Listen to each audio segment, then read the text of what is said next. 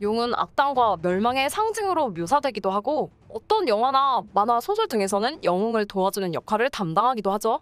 서양에서는 용을 드래곤이라고 부르는데 우리가 아는 동양의 용과는 조금 다른 모습을 하고 있습니다. 역사적으로 살펴보면 같은 중국에서도 지역마다 다른 용의 모습을 볼 수 있는데요. 황하나 장강 등에서는 악어의 모습이고 내몽고 초원지대에서는 말과 비슷하게 생겼습니다. 각 지역마다 다른 모습을 가지고 있던 용의 모습은 통일국가가 건국되면서 통합되어 지금의 모습으로 변해왔을 것으로 추측되는데요. 용이라는 존재가 어떻게 등장하게 되었는지는 당연히 알 수 없고 그 기원에 대해서도 여러 가지 썰이 난무합니다. 먼저 뱀을 본따서 만들었다는 추측이 있는데 옛날 고대 사람들은 굽이굽이 흐르는 강의 모습에서 뱀을 연상했다고 하는데요. 4대 문명 발생지는 물론 아시아와 유럽 그리고 중앙아메리카와 아프리카에까지 우리의 조상들이 살았던 모든 곳에서 물은 생존을 위해서뿐만 아니라 농사를 위해서도 필수적인 요소였고 그 물을 다스리는 존재로 뱀 또는 용을 숭배했다는 주장입니다. 용이 공룡처럼 실제 존재했던 동물이라는 주장도 있는데 헛소리 잘하는 중국에서는 용이 고대 중국에 실제 존재했었지만 기후변화 등의 이유로 멸종된 동물일 수도 있다는 헛소리를 하기도 합니다. 세 번째로 악어 기원설이 있는데 악어가 원형이고 여기에 뱀과 어류의 특징이 더해지고 후대의 상상력으로 가축과 포유류의 특징이 섞였다는 가설입니다. 현재 남아있는 자료를 보면 고대시대의 용은 짧은 네 발이 달린 파충류입니다. 만일 실제로 존재했던 짐승이라면 악어 혹은 왕도마뱀과 비슷한 동물이었을 텐데요. 중국에도 양쯔강악어나 바다악어가 서식했기 때문이죠. 서양의 드래곤의 기원도 기원전 천년경, 당시 중국처럼 기후가 따뜻할 때 고대 그리스와 이탈리아 해안가에 출몰한 아이라거가 가장 유력한 기원이라고 전해지는데 용과 드래곤 둘 다 악어를 따라 만든 것이라는 주장은 상당히 설득력 있어 보입니다. 마지막으로 별자리 기원설이 있습니다. 용이 고대 동물이 아닌 별자리 때문에 만들어졌다는 썰인데요. 북두칠성처럼 별자리 모양을 설명하기 위해 만들어낸 상상 속의 동물이라는 것입니다. 농업이 중심이었던 고대 문명에선 시간을 계산하기 위해 천문학이 굉장히 중요했는데 고대시대 때부터 하늘은 28개의 별자리로 이루어져 있다고 믿었고 용사슴, 호랑이 그리고 새의 모습을 한 4개의 궁은 각각 7개의 별자리들을 포함하고 있었습니다. 그리고 이것이 오늘날 청룡, 현무, 백호, 주작으로 표현되는 사상체계의 기원이죠. 서양의 드래곤은 박쥐와 비슷한 날개가 있고 공룡과 비슷하게 생긴 커다란 도마뱀인데 이런 이미지는 현대에 이르러 만들어진 이미지이고 고대에는 거대한 뱀 그리고 중세에는 지느러미같이 생긴 날개가 달린 작은 괴물쯤으로 묘사되었습니다. 신화적인 관점에서 보더라도 뱀을 숭배하는 신앙을 기반으로 한 괴물이 바로 드래곤인 것이죠. 무엇보다도 드래곤의 어원인 그리스어 드라콘부터가 뱀에게 쓰이는 단어였습니다. 동양의 용 역시 오랜 세월을 거치면서 조금씩 모습이 변하여 오늘날의 이미지를 갖게 되었는데요. 불교가 인도에서 동아시아로 전파되면서 전설상의 뱀이었던 나가와 민간 신앙이었던 용의 이미지가 반반 섞이게 되었습니다. 여기에 용이 되기 위한 이전 단계라고 믿었던 비단잉어 그리고 용으로 불리던 물고기인 아시아 아로아나하고 이미지가 섞이면서 특유의 비늘과 물고기의 지느러미 그리고 수염 등이 추가되었고 이후에는 사슴뿔 이미지가 더해지면서 지금 우리가 알고 있는 용의 모습으로 바뀌었다고 추정합니다.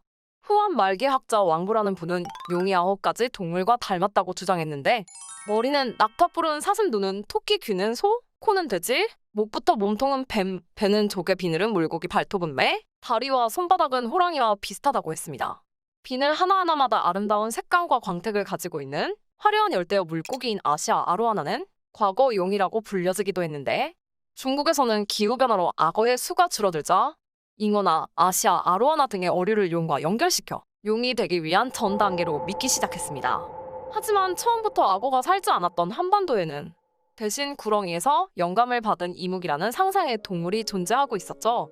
이후 뱀의 이미지가 혼합된 용이 중국으로부터 전해지면서 용과 비슷한 점이 많았던 이묵이에게 용이 되기 위한 이전 단계라는 설정을 부여하였고 따라서 한국에는 잉어가 용이 된다고 믿는 중국과는 다르게 새로운 버전의 용 숭배 사상이 생겨났습니다.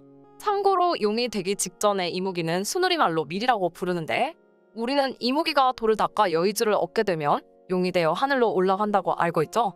뱀이 500년을 살면 비늘이 돋고 거기에 다시 500년을 살면 용이 되는데 그 다음에 뿔과 날개가 돋는다는 설화도 있다고 합니다. 이외에도 우리나라에는 지렁이와 진해 그리고 조개가 용이 되어 승천한다는 전설도 있는데 땅에 사는 지렁이는 토룡 그리고 바다에 사는 큰 물고기나 잉어를 어룡이라고 부르기도 합니다. 또한 용이 우리나라에 전해지면서 물과 바다의 절대자인 용왕이라는 개념이 등장했는데 우리나라에는 이미 오래전부터 물을 다스리는 존재들이 있었습니다. 단군 신화에는 비의 신 우사가 등장하고 하백은 고구려 건국설화에 등장하는 물의 신으로서 고구려의 시조인 주몽의 외할아버지입니다. 하지만 용왕이 전해지면서 별주부전이나 심청전 등과 같은 문학작품에도 용왕이 등장하게 되었고 사의 용왕 또는 사대 용왕 등의 개념이 생겨나게 되었죠. 우리나라에 용왕이 있다면 서행에는 포세이돈이 있습니다. 포세이돈 역시 바다와 물을 관장하며 분노하면 폭풍우를 일으키고 대지에도 영향을 미쳐서 지진을 일으키기도 합니다. 또한 고대 이집트에서 가장 오래된 신인 누는 신들의 아버지로 불렸는데 누는 태초의 물을 의미합니다. 다들 아시는 것처럼 용은 왕을 상징하는 동물이죠. 따라서 용과 관련된 엄격한 제약도 많은데 이런 거죠. 황제를 표시하는 용은 발톱이 5개인데 이것을 오조룡이라고 부릅니다.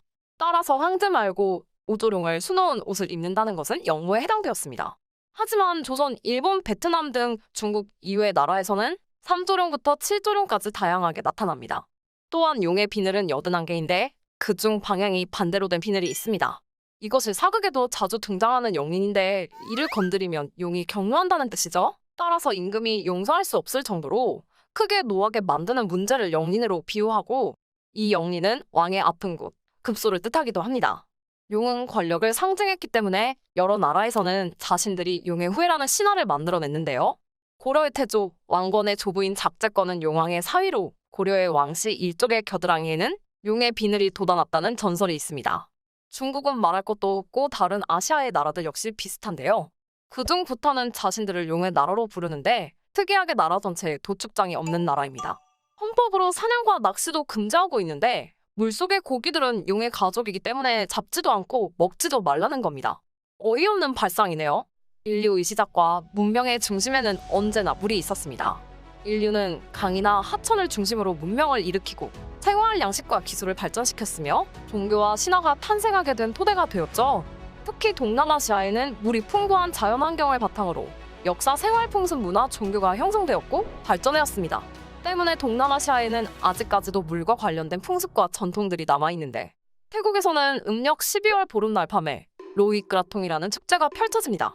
바나나 나무의 몸통과 잎으로 만든 연꽃 모양 바구니인 끄라통을 강이나 운하에 띄움으로써 모든 역경과 불운이 사라진다고 믿는 것이죠. 그리고 태국의 새해맞이 물축제인 송크라는 전 세계적으로 유명한 행사입니다. 인도네시아 발리에서도 새해를 기념하여 만물의 영혼을 정화하는 의식인 멜라스티가 진행되는데 모든 마을의 힌두교 사원에서 조각상을 꺼내들고 민속음악을 연주하며 바다까지 이동한 후 해변에서 조각상을 깨끗이 닦고 바다의 신에게 공물을 바칩니다. 방금 제가 힌두교 사원이라고 말씀드렸었죠. 이슬람 국가인 인도네시아에서 발리만 유일하게 힌두교를 믿습니다. 이슬람이 전파되기 전까지만 해도 이곳은 힌두교를 믿는 나라들이 다스렸었는데 자카르타를 비롯한 다른 지역들은 이슬람 국가에 의해 정복당했지만 남쪽에 위치한 발리는 끝까지 힌두교를 고수하면서 저항한 결과 오늘날까지도 힌두교의 정체성을 유지하고 있습니다. 싱가포르 역시 물과 관련된 역사를 가지고 있는데 고대 스리비자 왕국의 상릴라우타마 왕자가 사냥을 갔다가 바다 너머 섬을 발견했는데 호기심 많은 왕자는 직접 그 섬을 탐험해보기 위해 바다로 나갔습니다. 섬에 도착한 왕자와 부하들은 사자를 닮은 동물을 발견하고 그곳에 도시를 세운 후 사자의 도시라는 뜻을 가진 싱가포라라는 이름을 붙였습니다. 사자 머리에 물고기 몸을 지니고 있는 싱가포르의 상징 머라이어는 이 동물을 본떠 만든 상상의 동물인데 머라이어는 사자 라이언의 이너 머메이드를 합성한 단어입니다. 캄보디아의 건국 신화에는 용왕이 직접 등장합니다. 먼 옛날 인도에 살던 청년 카운디냐는 어느 날 꿈에서 들은 신의 목소리를 따라 배를 타고 바다로 떠났고 오랜 항해 끝에 육지에 다다랐는데 아름다운 소마 공주가 이끄는 군대가 나타나 그의 배를 빼앗으려 했습니다. 카운디냐는 신비로운 화살을 쏘아 그들을 굴복시켰는데 전투 중에 소마 공주의 옷이 찢어진 것을 본 카운디냐는 자신의 겉옷을 벗어 공주를 덮어줍니다. 이후 두 사람은 결국 사랑에 빠져 결혼했고 소마 공주의 아버지인 용왕이 둘의 결혼을 축복하면서 엄청난 양의 바닷물을 들이마시자 땅이 나타났습니다. 카운디냐는 그곳에 캄보자라는 왕국을 세웠고 이 나라는 오늘날 캄보디아가 되었습니다. 캄보디아는 크메르족으로 이루어진 나라인데요. 베트남에게 정복당하기 이전까지는 지금의 캄보디아를 비롯한 베트남의 중부와 남부에 살던 민족이었습니다. 유교 문화권에 속하는 베트남의 중부 지역에는 유네스코 세계문화유산에도 등록되어 있는 힌두교 사원인 미선 유적이 있는데 이곳이 과거 힌두교를 믿었던 크메르족의 영토였기 때문이죠. 인도의 힌두교 신화에는 3억 명이 넘는 신이 나오는데 땅도 넓고 인구도 많아서 그런지 스케일 자체가 틀립니다. 그중 나가는 뱀의 왕, 뱀의 신, 용 등으로 해석되는데 뱀을 영어로 스네이크라고 부르듯이 당시에는 뱀을 가리키는 호칭이 나가였다고 이해하시면 될 것 같습니다.